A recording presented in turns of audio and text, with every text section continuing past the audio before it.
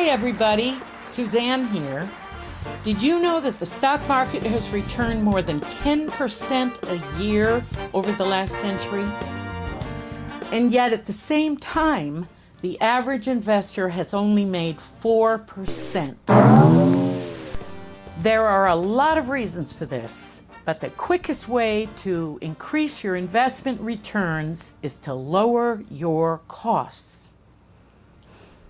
This is going to make a big difference. Let me show you a quick illustration. Investor A and Investor B both invest $40,000 for the long term. Investor A is paying 4%. Investor B is paying 1%. Investor A over the long run is going to make $160,000 on his investment if he reinvests his profits.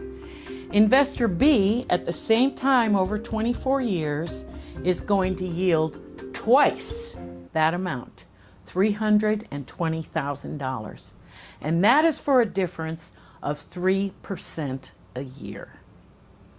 So how do we lower our investment costs? Well, the first thing we have to do is find out how much we're paying.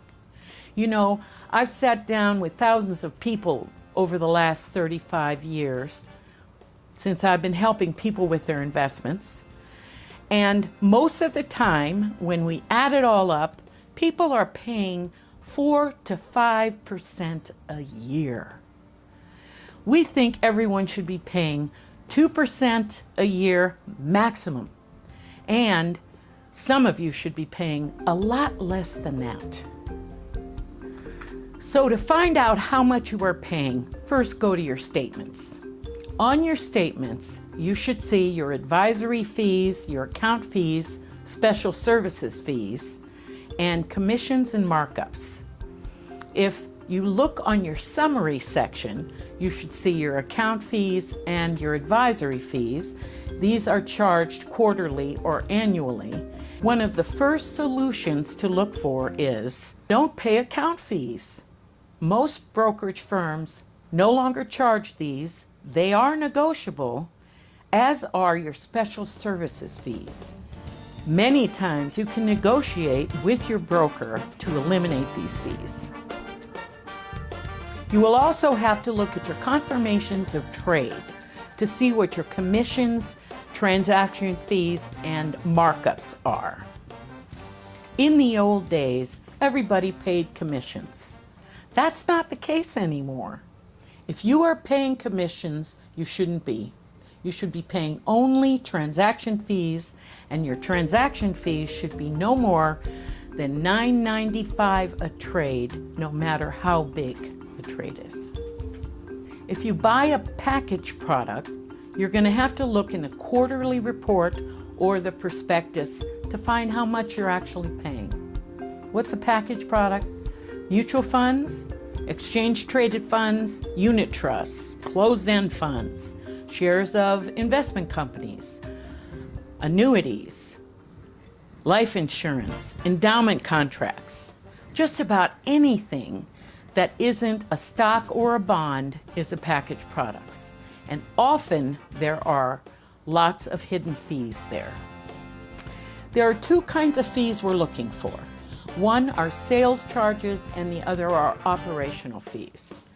Sales charges could be in the form of A, B, or C shares. With all of these, you are probably paying way too much. So the simple solution is don't pay sales charges. Buy no-load funds. There are thousands to choose from. But you are still paying your operational fees. Now, you've got to know what these are because they vary widely and can be up to 2%. Sometimes it's worth it to pay a higher operational fee if you have a foreign fund, a small cap fund, or a great manager. This brings up another point. What are you getting for your money? Are you getting advice? We're going to talk about what a full-service financial advisor can do for you and should do for you in our next video. But if you are paying sales charges, operational fees, management fees, and commissions, you are paying for advice.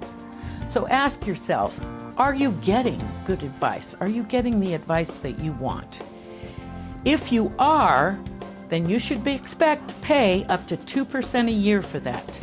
If you aren't, you should be paying nothing. We have cut out account fees, special services fees, sales charges, and commissions. And we have cut down on operational fees and advisory fees. Bottom line, keep your investment costs under 2% and you will be a happier investor. Thanks for listening. Please like and subscribe and check out my other videos for more investment advice. Have a great day.